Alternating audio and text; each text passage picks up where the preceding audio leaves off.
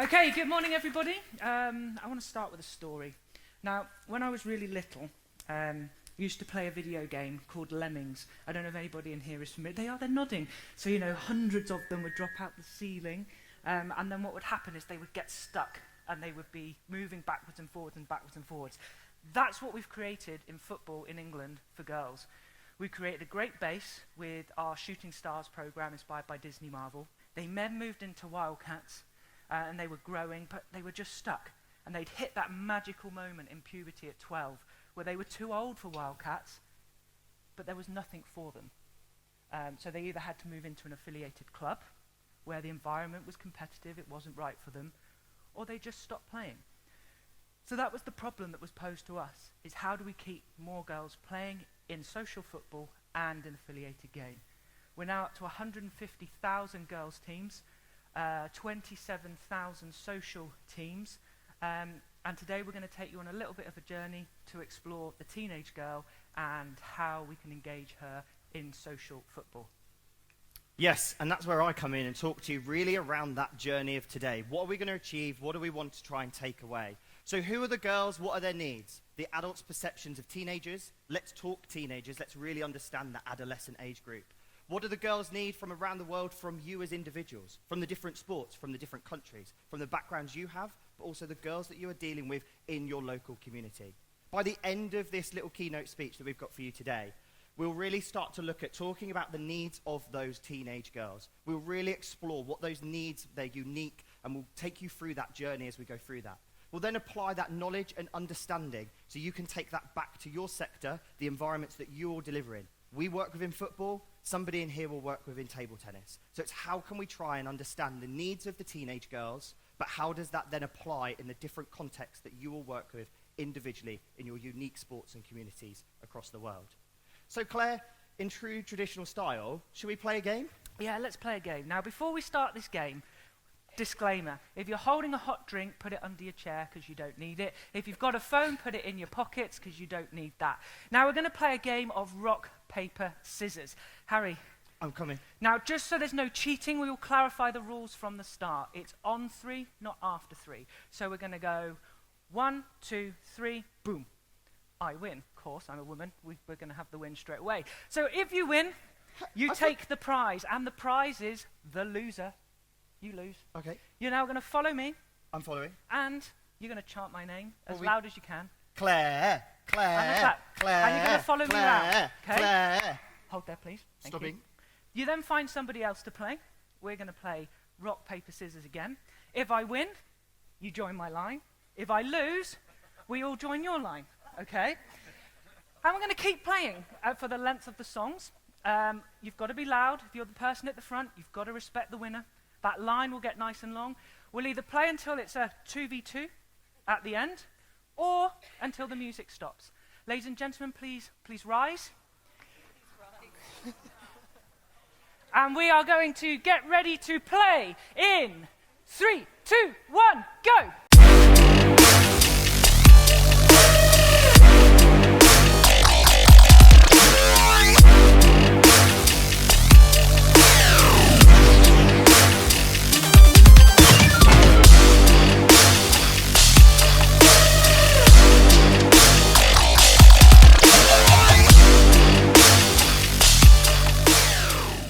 Okay. So, how did you feel, Ruth? I mean, he was right behind me, so I felt absolutely fantastic. You felt amazing. You felt amazing. You were there. You were front of the crowd. The girls, all the boys behind you, they all loved you. But if you're at the other end of the line because you were a loser, Harry, how did you feel? Hated it. Boring. What? All of it? Okay. Rubbish. All right. Self-conscious. Okay, fine. Didn't know we were playing. Okay, fine. Anything else? Don't think I'll ever play that again. Okay, fine.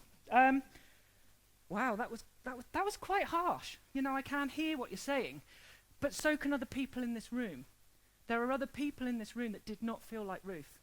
There were some people in this room that just stood and go, if I just stand over here, nobody's going to see me. I'm just going to mold my way through this and survive the length of this song.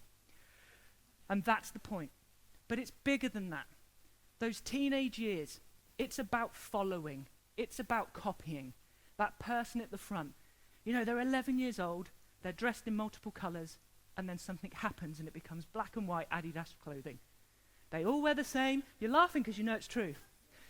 They all wear the same. They all look the same. They all talk the same with a little yah here. You know, they all mimic because they're looking for safety. They're looking for where they fit in. And if you're at the end of that line, God help you, in that teenage world. You're nodding because you know it's true. Absolutely. And I think that you can all connect individually now as your own motivations of how you felt during that activity. So the person next to you, someone behind you, someone in front of you, please share like that one word of how you felt during it. Was it a positive word or is it a negative word? So I'm going to give you 30 seconds to have that conversation with the person around you and just share how you felt as an individual, whether you won, whether you lost, whether you didn't like it at all. Please be really honest of how you felt, and then we'll then understand what that room looks like. 30 seconds. Okay. I did say 30 seconds. That time has gone very quickly. From the noise of inside the room, it really shows that everybody here had a unique experience. And I think when we start looking at those teenagers and the adolescents, the age groups that we're looking at, and as we take you through this journey as we've spoken about, it'll really start to relate. Everything we talk around is related back to those teenagers. But we played that game, and we're adults. So let's understand how we felt. So if you had a positive word to describe your experience of rock, paper, scissors, I would encourage you and invite you to stand up for me. If your word was negative, please remain seated. I obviously would be sat down because I really did not like that game. Excellent. Thank you. Take a seat. Let's do the other way around. If your experience was negative, please stand up. And if your words was positive, please sit down. Okay. Please take a seat. And if your word wasn't positive or negative, be really brave and stand up. Amazing. Thank you so much. So that just shows that everybody in this room had that unique experience of how they felt. And if we tailor different sessions and tailor different activities to have this one mold that fits everybody, it's not going to do that because everybody is so uniquely different. So I'm now going to just explain and talk to you around who are the girls and why are they here and kind of the journey that they may be taking. And as we go into that journey, it's looking at what is their starting point. And this can be related to a specific sport, or this could be sport in general. So some people might love sport from the get-go. They get to play activities in primary school, middle school, high school, university, college, whatever it may be. They might absolutely love sport because they've been exposed to a really positive experience and journey. Some people might not like the sport, and that could be a disconnect because they haven't found an environment that's right for them.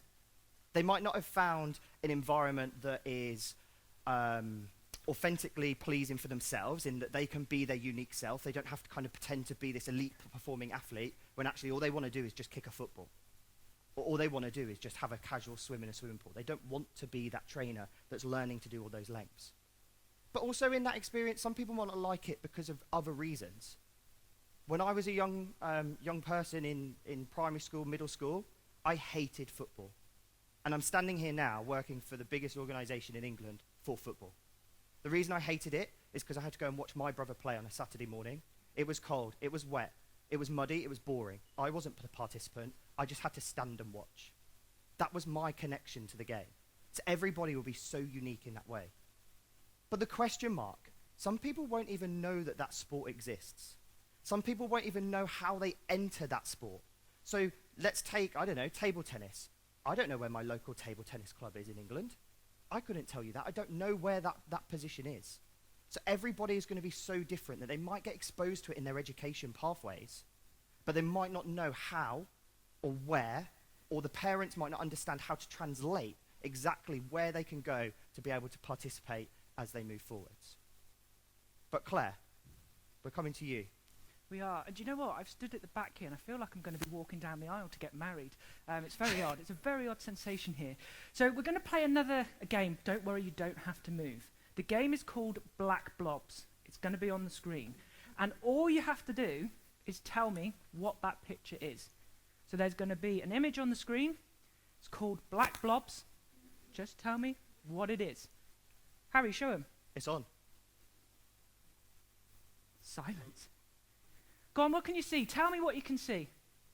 Be brave, take a risk. We are. A stallion. Someone can see a stallion. What else can we see? Someone with a hat. What else can we see? A Dalmatian, I've just heard. A tree. A Mount Rushmore. Who the hell can see Mount Rushmore? The head of a person. How do you even see anything? I just see black dots. Can anybody see? Can anybody not see anything apart from black dot? Okay, there's a few of you, and that's okay too. Harry, could I just borrow you and your finger? So hang on, let's tell them what it is first. So what is actually on there is a cowboy riding a horse. And when you see it, you have an aha moment where you can see it. Harry will point it out for you, and as soon as you see it, you will not be able to unsee it. So start here, yeah? Yep. So follow the nose, and we go up. We come in. We come up to the body of the cowboy in the hat. Then coming back down. Round his little tail. Round its little tail. Onto the feet, the legs, body. Brilliant. That is such good demonstrating. Thank you for that. You're welcome. The question we're asking is, why are we showing a picture of a man riding a horse? Or a woman riding a horse, or, a little alien from Mars riding a horse? We'll get it for you, don't worry. So why are we showing that? And the rationale being is adults and teenagers see the world very, very differently. We come through primary school, and then the young people move into secondary school, and they go through significant change. As a coach, I don't. I stay coaching in the same way to those young people in the same way I would as in primary school. That's a problem. In primary school, I own that space. I own the world. I own the decisions. I tell you what, when, how. I create everything. You try and do that to a teenager, and you get this. And we give them, I guess, opportunities to play that aren't quite right for their stage of development. Haz, you've got some more for us on this? Yeah, absolutely. Sorry, this is me, isn't it? You can keep going. Yeah. So because this is about now understanding that they're starting a new journey in their life, a new process, where as sport, as a collective, if we can build the right opportunities for these young people, we can help them to grow into the adults that they want to be, the future adults of our society. But that means us taking a step back from how we normally practice and looking at what we do. Because we should be nurturing and supporting these young people in the most troubling period of our lives. It's awful. We've all been there, we've all done that, and we've all got that t-shirt hung up in the wardrobe that says, I survived puberty. We all have it. But they're living it. They're living it in a world where social media is non-stop.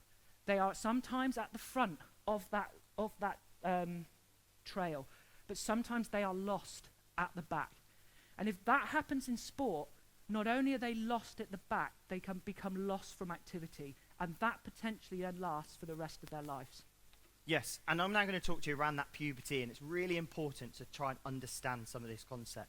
And we do become the product of our own experiences. As we go through puberty, things that we learn, that does stick with us as we go into becoming adulthood and that life of an adult.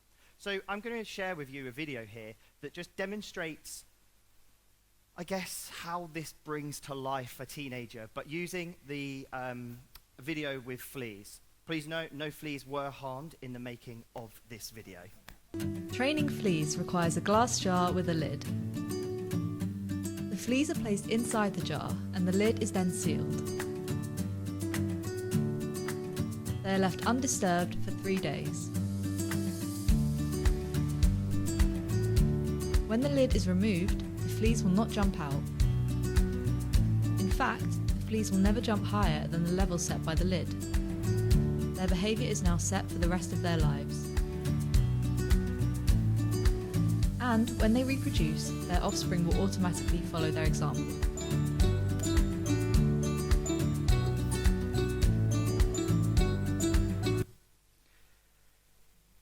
Fleas say it brilliantly. we become the product of our experiences. So when we move into that period of puberty, if sport isn't part of who we are, it's very unlikely to be part of who we are in the future. And then as adults, if we don't have sport as part of our family life, it's very unlikely that our children will then keep sport as part of our lives. And we were speaking yesterday about the proportion of young people who are inactive, who are not meeting CMO guidelines, who are obese. This problem will only manifest and get worse if we as adults don't take a good look in the mirror and think about how we look at this age group. I think for the last 16 years when I've been working at the Football Association, we've just we've got drop off at this stage. Should I step to the left? There we go. We have drop off, but we do the same things. We deliver the same practices. We don't consider how practice can be amended during this period of time to actually mirror their stage of development. That might mean, instead of considering going from 3v3, 5v5, 7v7, 9v9, we actually regress to support and give them some consistency and safety in an experience that they know. The great example yesterday from the 3v3 basketball said the same thing. You can keep them involved from dropout if you give them a smaller format of the game. And this comes down to everything that's going on inside their head, the brain. Blooming and pruning, you like it, you keep it, it becomes part of the future adult that you want to be. You don't like it, you lose it. Movement's regulated. We talk about that golden window of 5 to 11. If my ability to turn at 11 is still like a jumbo jet, I'm still turning like that when I'm 40. Still doing it now, by the way. It's so important that these things are all connected together in a journey so that we are able to build an experience and a platform that truly meets the stage and needs of the young people. The conscious mind, black blobs. Some of you saw it, some of you didn't. Our brain is a really good Apple Mac computer. But the second you hit puberty, it goes back to dial-up. You stick it in the wall, that 2-hour time it takes to connect to the internet. And that's what happens to a teenager. That's why when you ask them a question, they go, that's the dial-up, that slow response. And we get impatient because our norm and expectation for posing questions is based on a younger age group or an older age group. And we see this phase as difficult. They're not difficult, we are. Because we are not amending practice. Then we have those hormones. They're dormant inside all of us until we hit puberty. There's no neural pathways for them. They just suddenly come to life inside those young people. Suddenly, you have extremes of excitement. Like, oh my God, where did that come from? That's not even funny. Then you have the other, I'm really angry, and it's uncontrollable. Then you go the extreme sadness, and they're trying to deal with this. So not only is this happening to them inside, they don't even know what that feeling is. They need to name it, they need to recognize it so they can connect with it. So that when they come into our sessions, they feel really safe. Then you have the whole thing about socialization and the social group and that sense of belonging. Remember, they strip out their color and they all go black, or they all go white, because that gives them safety. Their language. You speak to a 10-year-old, what did you do at football today? I scored loads of goals. It's all about them. You ask a teenager, what did you do today? We did this, because they are becoming very aware of their contribution to the group. And that's problematic whether you are on the black slope, that expert player in the team who's scoring the goals. Because inside, that vulnerability is raising so much that they're going, am I good enough for the peers? Are they going to accept me? Then you go to the kid that's really struggling at the other end. They're doing exactly the same thought process.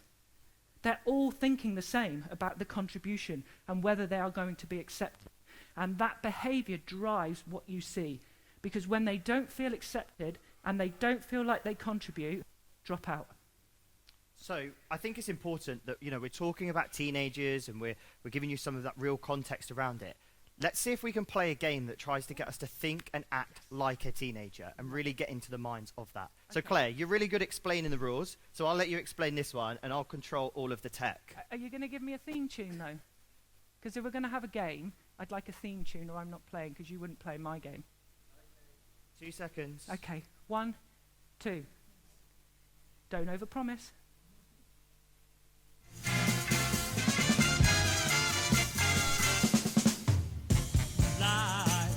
I would sing, but I deafen you all, so I won't do it. So we are going to play a game now. It is called A Minute to Win It. You need something to be able to make some notes with, be it your phone, be it a pen and paper, your brain. If you think you'll be able to capture everything, it's completely up to you. But we are going to play a game called A Minute to Win It, and it will literally last 1 minute. What you are going to see on the screen is a number of math sums. You need to solve them. A number of different languages. You need to identify them. A number of different football teams. You can do whatever ones you want from Holland because we won't know, so that's fine. You can put whatever you like. We're also going to play a number of songs. You need to identify the song and the artist. Finally, most importantly, there is a conveyor belt that's going to have loads of different things on. You need to note that too. So you literally have 1 minute to win it. Get ready to play.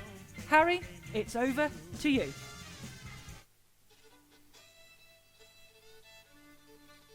It's time to begin. I'm counting in 5, 6, 7, 8. Harry, the video stopped.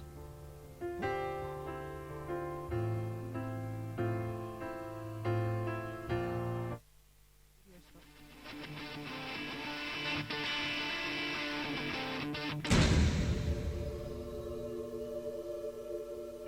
Life is a myth.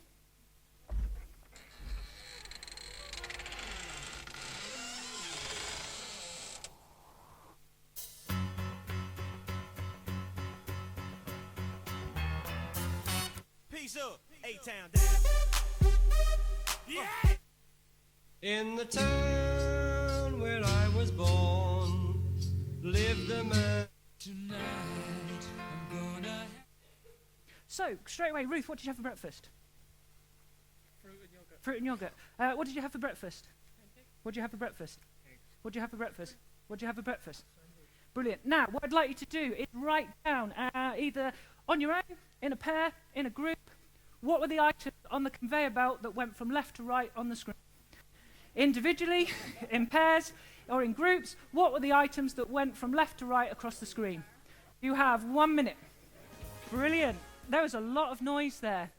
A lot of noise. So what have we got? I've only got my sheet for this so I can tick them off. Who thinks there are 3 things that went across the conveyor belt? Who thinks there were 10 things? There were not 10 things, but thank you for being so honest. Who thinks there were 9 things? Correct. Name them. No pressure. Ooh. So there were 9 things. I'll read them out for you so you can tick them off. There was a cat. There was a sock. There was a guitar. There was a shopping trolley. There was a telephone, a dinosaur, an ice cream, a computer controller, Xbox, PlayStation, we're not fussed which one, and there was a gingerbread man. And those were all the things that went across the conveyor belt, as well as all the other stuff that you saw around the screen. Yes, and it comes back to that question of how did you feel? How did you feel about it? So we've got 2 teams here. We've got the blue team and we've got the team in pink. And the first team in blue, the feelings may be frustrated, annoyed, disgusted, irritated, angry. Which is probably quite a negative experience. Or you might be on the pink team where you felt self-conscious, panicked, vulnerable, confused, or actually relived. How do you feel? Think about the home team. Think about the away team. So the home team are going to be the ones in blue. The away team are the ones in pink. If you resonate with the feelings to the blue shirts, please remain seated. If you resonate with the team in pink, so you might have felt self-conscious, panicked, confused, vulnerable, please stand up.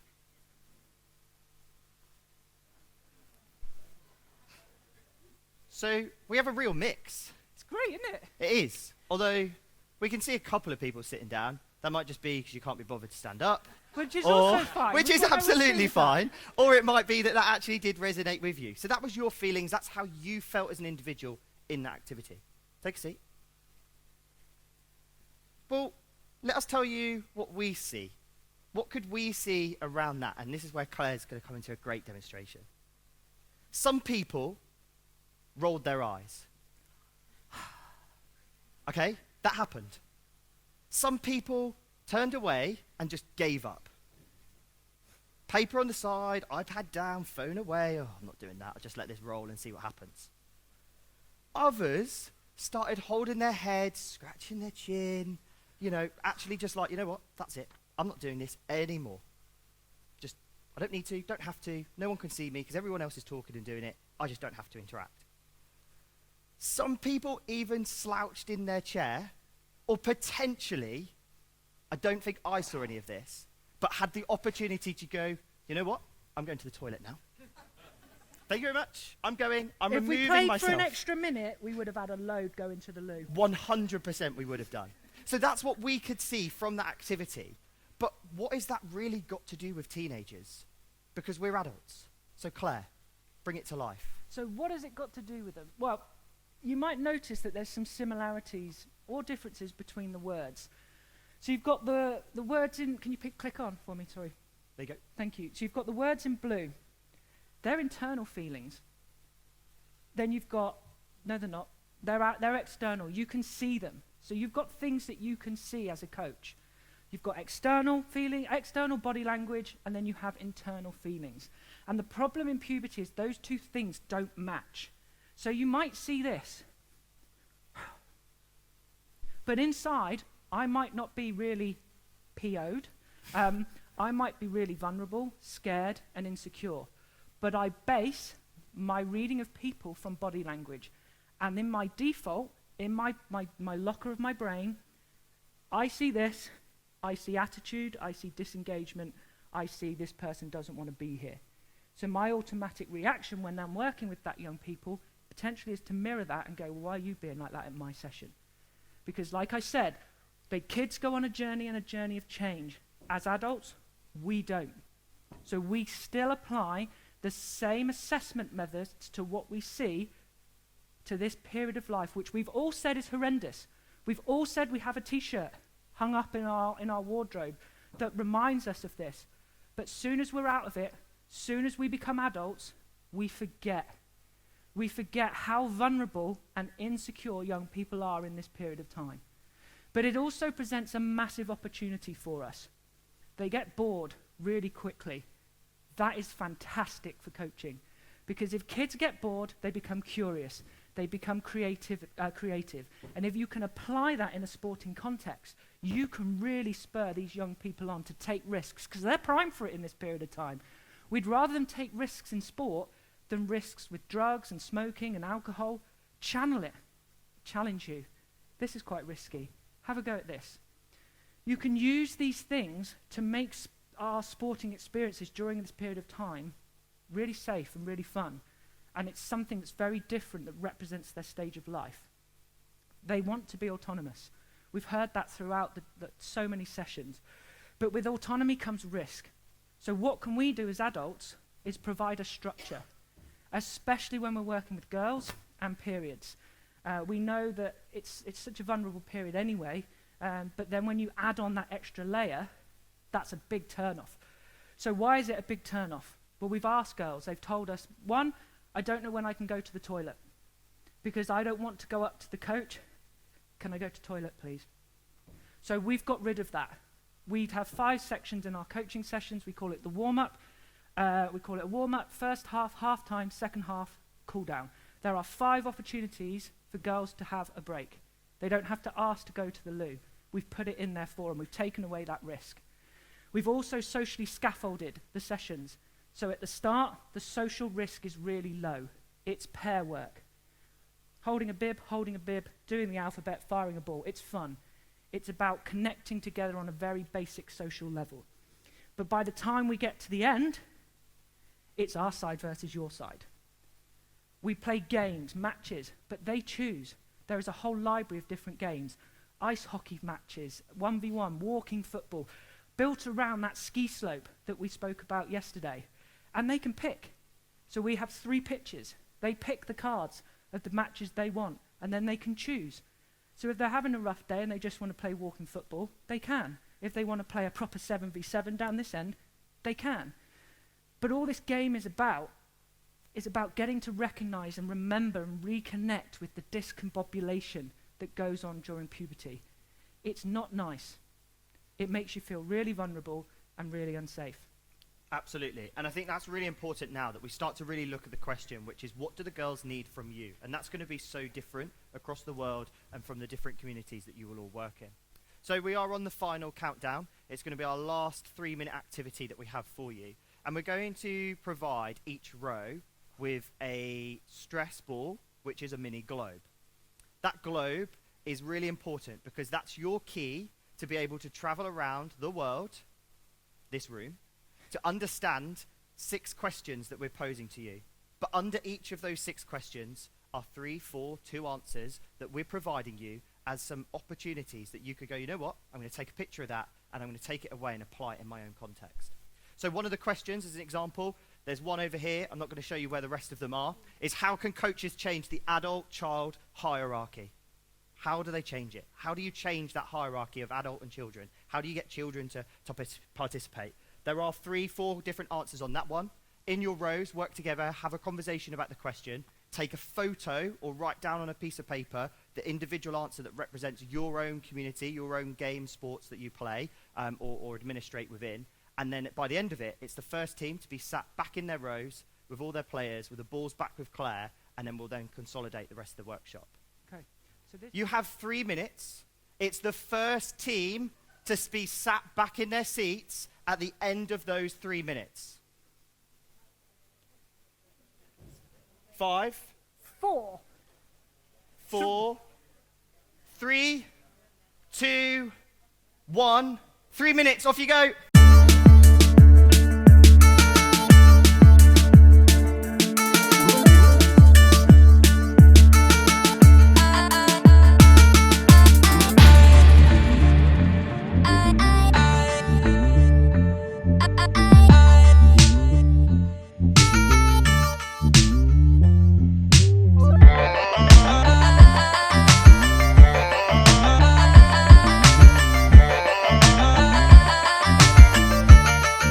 Yep, you do that. So consolidation.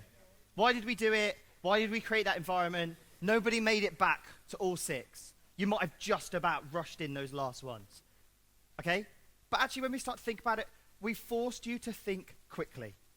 We gave you 3 minutes to travel around this room with an objective of throwing a ball, to reading a question, to answering that question that might be different for the 6 people that may have been in your team, the discussions you may have had, the overlaying commentary that we provided.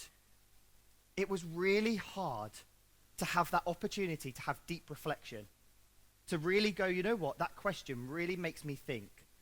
And how am I going to utilize the voice of young people? How do we utilize explaining why we're doing things around that child and adult hierarchy? Well, away from today, we really encourage and invite you to have that deep reflection. That may be on a bus journey home today, a walk, a bike, sitting on a plane, sitting on a train. Well, however that journey or whatever time that you have to really have that opportunity, deep reflection will happen away from today. You wouldn't have answered those questions and gone, you know what, I'm now going to go make 6 real positive changes to the environments against what we can now take away. That wouldn't have happened because we didn't provide you that opportunity to do it. What will work for you? What works for me won't work for you. What works for somebody else won't work for another sport. So it's how can you implement your choices within your own environments, but really ensure that you can try and take away that memory. And we want and would invite you to really, return back to those photos as that inspiration. We've posed 6 questions. You should have 6 questions, 6 answers. But that really gives you the opportunity to go, you know what, that was how I felt at that moment, but that's what could work for us. And as Claire said already, we will leave those out in the next break for you to be able to really digest them in further details or even ask questions to us because we'll be around for the rest of today. So, just to wrap everything up, remember, our role changes when these young people move into puberty. Don't be the same person, the same coach. You need to adapt, you need to change. You also need to be patient. You need to be able to count to 10. I've learnt to count to 10 so many times I'd be a millionaire if my son gave me £1 for every time he stood at the front of the door ready to go to school without his shoes on, because he doesn't have the capability to recognise he wasn't dressed. It's not his fault, just so many things going on inside his brain. Remember, Apple computer, perfectly functioning, going back 20 years to internet dial-up. It slows down. What you see on the outside isn't always how they're feeling on the inside. That explosion of emotions, of hormones that are flooding their systems. They need to learn to recognize them and connect with them. That takes time. Don't call out the emotion because you're not the one feeling it. Help the young person discover and connect to it themselves. And most importantly, although you wore the t-shirt saying I survived being a teenager, don't forget how vulnerable that period of life is. When the colour disappears from their clothing and their language switches from I to we, they need more safety and more security than ever in our lives. Because if we get it wrong, we become their last coach, their last opportunity to stay in sport. That is on us, not them. From Harry and I, thank you very much for engaging. We really hope you enjoyed the session.